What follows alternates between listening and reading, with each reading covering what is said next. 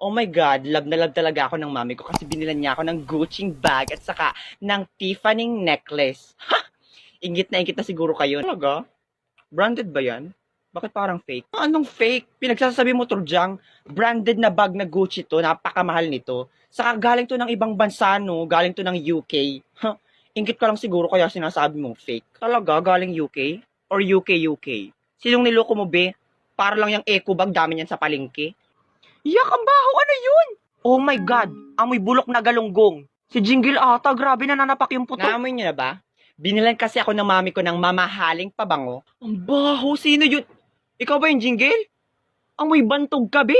Lakas ng putok mo. Pinagsasabi mo, Borloloy, branded na perfume yung gamit ko, no? Branded nga perfume mo, Pro Max naman ang putok mo. Maligo ka nga o gamitin mo to. Ano naman yan? Ano pa, edi hiwaga tawas soap with baking soda and calamansi. Ikuskus mo to sa kilikili mo na mangilabot naman yung putok mo. Saka nakakaputi din to ng mga dark spots. Oh, tas kung gusto mo pang umorder, meron silang Lazada at Shopee. Ang name ay Hiwaga Main. Hindi kasi yun putok. Nagdadalaga lang ako kaya medyo maasim ako ngayon.